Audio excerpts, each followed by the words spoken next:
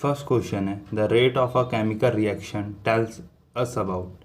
इसका ऑप्शन है the reactant taking part in the reaction, B the product form in the reaction, C how slow और fast the reaction is taking place, D none of this.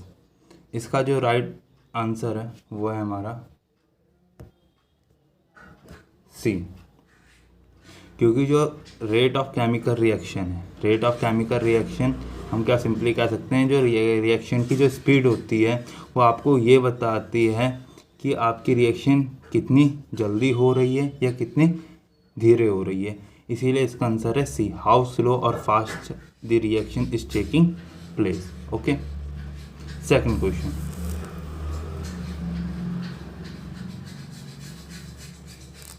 Second question, which of following observation is incorrect about the order of reaction? So first is order of a reaction is always a whole number. B, the stoichiometric coefficient of the reactants does not react the order. C, the order of the reaction is sum of the power to express the rate of reaction to be concentration term of the reactant. D, the order can only be assessed experimentally. तो इसका जो answer है वो क्या होगा, देखिए, which of the following observation correct about the order of a reaction. इसका answer जो है इनकरेक्ट, इसका जो राइट आंसर है वो है ए। अब क्यों, देखिए सेकंड क्वेश्चन। सबसे पहले आपको पता होगा ऑर्डर क्या होता है। जब हम किसी रिएक्शन का रेट लॉ लिखते हैं, रेट इज इक्वल टू के, रिएक्टेंट हमने मान लिया कंसिडर ये कर लिया, ए प्लस बी से मिलके कोई रिएक्शन हो रही है, और जो इसकी पावर, जो रेट लॉ जब हम लिखते हैं किसी रिएक्शन का, तो उस समय जब हम रेट लॉ में लिखते हैं rate is equal to k is a rate constant, rate constant, A is a reactant, B is a reactant, और यहाँ पर इनकी कुछ पावर होती है। ये जनरली एक्सपेरिमेंटली डिटरमाइंड होती है। ओके, इन्हीं पावरों को जब हम सम करते हैं इसी को हम बोलते हैं ऑर्डर। इन्हीं पावरों को जब हम सम करते हैं इसी को हम बोलते हैं ऑर्डर। अब ऑर्डर की कुछ बातें आपको ध्यान होनी चाहिए। पहली बात, ऑर्डर होल नंबर में होता है। होल नंबर मतलब 0 1 2 3 आगे चलता रहेगा। सेकंड, फ्रैक्शन में हो सकता है, फ्रैक्शनल हो सकता है ये, जैसे 1/2 3/2। तीसरा, ये नेगेटिव में हो सकता है।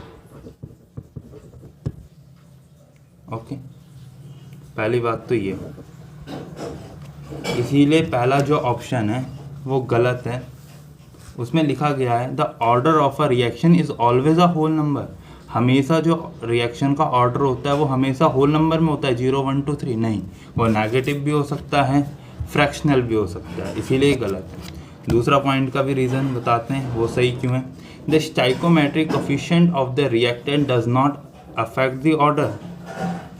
ये बात सही है, क्योंकि जो ये ऑर्डर है, ये जो पावर हैं ये एक्सपेरिमेंटली डिटरमाइन होती है, इनका स्टाइकोमेट्रिक से कोई लेना देना नहीं होता। तीसरी चीज़, order of a reaction is sum of power to express the rate of reaction to be concentration term of the reactant. अभी मैंने बताया था जो ऑर्डर होता है किसी रिएक्शन का वो किसके बराबर होता है। जब आप किसी रिएक्शन का रेट लॉ लिखते हो तो उस दौरान उसमें जो रिएक्टेंट की पावर होती है जो एक्सपेरिमेंटली डिटरमाइन होती है, उन्हें आप यदि ऐड कर दो तो आपको उस रिएक्शन का ऑर्डर मिल जाता है। D, order can only B assessed experimentally. मैंने भी बताया जो ऑर्डर होता है वो एक्सपेरिमेंटली डिटरमाइन होता है। Okay, so third question is the rate constant of the third order reaction has the unit. जो थर्ड ऑर्डर की रिएक्शन है उसकी यूनिट क्या होगी, देखते हैं। आपको एक फॉर्मूला पता होगा यूनिट डिटरमाइन करने का, रेट कांस्टेंट का, ठीक है।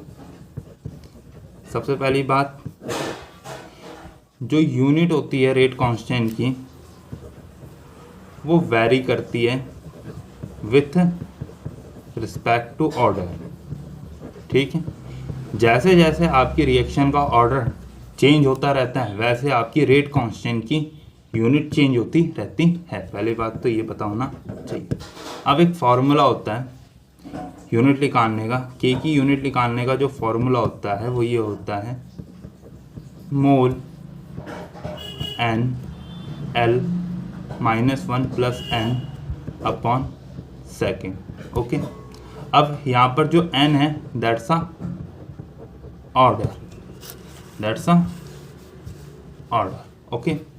अब हमें यहाँ क्वेश्चन में बोला गया है, यहाँ पर हमें क्वेश्चन में जो बोला गया है वो थर्ड ऑर्डर की रिएक्शन के बारे में बोला गया है, इसके रेट कौन। तो आपको n की वैल्यू कितनी लेनी है, 3 लेनी है। सो पुट हेयर, सो मोल 1 - 3 लीटर 1 - +3 अपॉन सेकेंड। ओके, अब आएगा मोल पावर -2 लीटर की पावर 2 और सेकेंड। हम इसे ऐसे लिख सकते हैं मोल इनवर्स 2 लीटर की पावर 2 सेकेंड इनवर्स।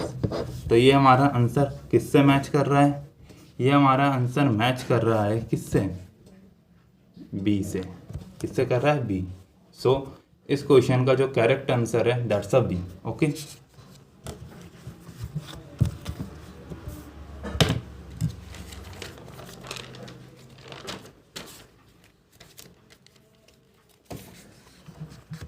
ये है अगला question.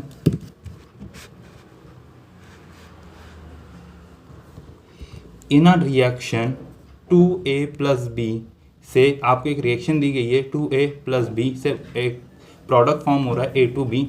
If concentration of the A is doubled and that of B is halved. क्या बोला गया है, यदि आप A की जो कंसंट्रेशन है उसे आप डबल कर देते हो इनिशियल कंडीशन के कंपेयर में, और B की जो है कंसंट्रेशन को इनिशियल कंडीशन के अकॉर्डिंग हाफ कर देते हो, तो रेट ऑफ रिएक्शन क्या होगा। ओके, तो इस क्वेश्चन को सॉल्व करते हैं। देखिए,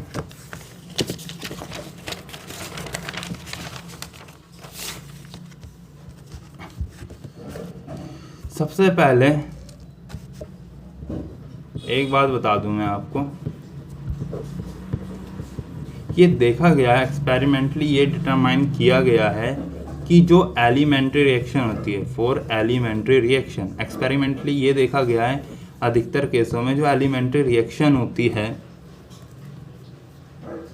उनका जो ऑर्डर होता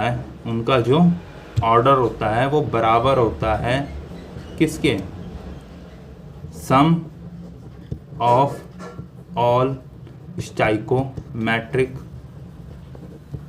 कोफिशिएंट्स ऑफ ऑल रिएक्टेंट्स।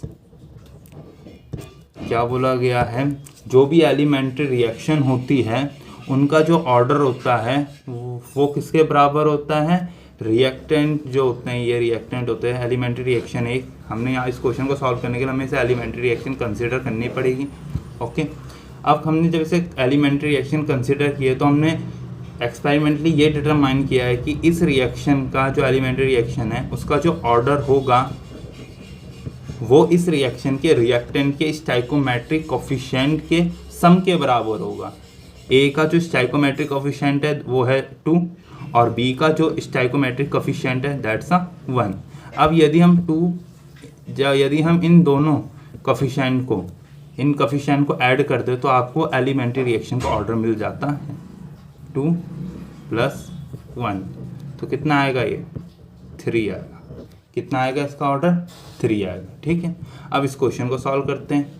हमें पता है एलिमेंट्री रिएक्शन है, तो एलिमेंट्री रिएक्शन का हम रेट लॉ लिख सकते हैं क्योंकि हमें ऑर्डर पता है, क्योंकि एलिमेंट्री रिएक्शन का जो ऑर्डर होता है वो स्टाइकोमेट्री रिएक्टेंट की स्टाइकोमेट्री में डिपेंड करता है। तो हम ऐसे लिखेंगे इसका rate law, rate is equals to k A की पावर 2 और बी की पावर इज 1। ओके, अब क्वेश्चन में बोला गया है ये आपका इनिशियल रेट है। ओके, अब क्वेश्चन में बोला गया अकॉर्डिंग टू क्वेश्चन जो एक अब जो फाइनल कंसंट्रेशन है ए की वो क्या है, पहले से डबल कर देनी है, मतलब 2 टाइम्स कर देनी है, ठीक है, इनिशियल। और जो बी है फाइनल, उसे आपको इनिशियल के आधा कर देना है। इस आप इनिशियल लिख दो, इस आप इनिशियल लिख सकते हो। ओके, अब आपको पता है रेट लॉ में लगाएंगे, तो फाइनल जो रेट लॉ आएगा वो आएगा आपका के, क्योंकि जो के होता है, के की वैल्यू तभी वेरी करती है जब टेम्परेचर चेंज हो। तो यहाँ पर टेम्परेचर के बारे में कुछ कहा नहीं है, तो हम टेम्परेचर कांस्टेंट लेके चल रहे हैं, इसलिए दोनों केस में हम के सेम लेके चल रहे हैं। अब जो होगा वो आएगा 2a इनिशियल b/2 इनिशियल, इसकी पावर 2, इसकी पावर 1, तो आ जाएगा 4 × a इनिशियल, और यहाँ आएगा b इनिशियल अपॉन 2 से 2 कटेगा, और आपका जो आएगा वो आएगा 2 ये।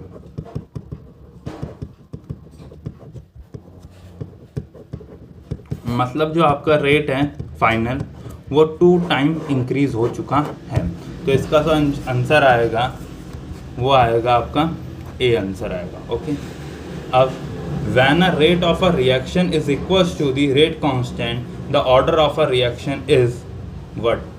क्या बोला गया है कि वो कौन से ऑर्डर की रिएक्शन होती है जिसमें रेट ऑफ रिएक्शन इक्वल होता है रेट कांस्टेंट के। सो इसका आंसर आपका है 0। अब कैसे, देखिए, आपको पता है किसी भी रिएक्शन का जो रेट हम ऐसे जनरली एक रिएक्शन मानते हैं, ए से आपका बी बन रहा है।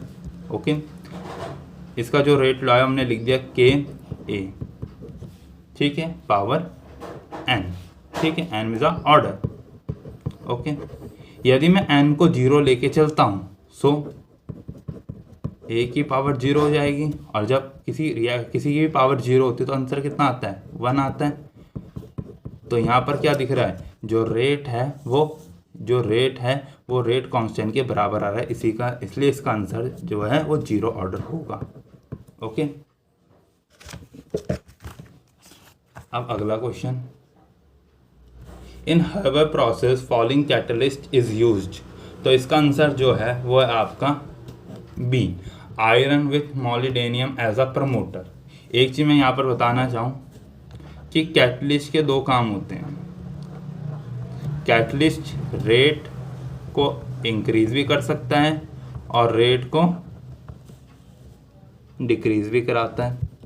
जब कैटलिस्ट रिएक्शन के रेट को इंक्रीज कराता है तो हम उसे प्रमोटर, उसके बिहेवियर के अकॉर्डिंग उसे प्रमोटर बोलते हैं। ओके, और जब कोई कैटलिस्ट रिएक्शन के रेट को डिक्रीज कराता है तो उसके बिहेवियर के अकॉर्डिंग हम कैटलिस्ट को पॉइजन बोलते हैं। ओके, इसलिए यहाँ पर प्रमोटर शब्द यूज किया गया है। ओके, अब अगला question, a reaction in which reactants are converted into the product follow second order kinetics if concentration of reactant R is increased by 4 times, what will be increasing the rate of formation of a P? बोला गया इस question में, देखिए इस question में बोला गया है कि आपके पास एक रिएक्शन है, R से P बन रहा है, और ये जो रिएक्शन है वो सेकंड ऑर्डर के काइनेटिक्स को फॉलो कर रही है। मतलब इसका रेट लॉ लिखने जाएंगे हम, रेट इज इक्वल्स टू के, रिएक्टेंट की पावर हो जाएगी 2। ओके, रेट लॉ हो गया ये, क्योंकि कह रखा है सेकंड ऑर्डर का है। अब क्वेश्चन है कि यदि आप रिएक्टेंट को, क्वेश्चन है if reactant is increase by 4 times, यदि आप रिएक्टेंट को क्या करते हो, 4 टाइम्स, 4 गुना बढ़ा देते हो। ओके, तो कितना गुना रेट बढ़ेगा, तो बढ़ेगा 16 टाइम्स। कितना, 16 टाइम्स। तो इसका जो आंसर होगा वो होगा आपका सी। ओके, अब अगला क्वेश्चन है,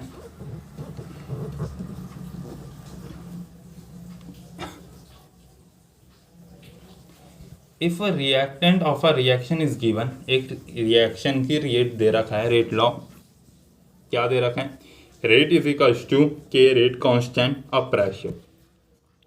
जब आपके रिएक्टेंट गैसेस फॉर्म में होते हैं, किसी रिएक्शन के रिएक्टेंट जब गैसेस फॉर्म में होते हैं तो हम उसे कंसंट्रेशन की फॉर्म में डील ना करके प्रेशर के टर्म में उसको डील करते हैं, इसलिए हमने यहाँ प्रेशर लगाया।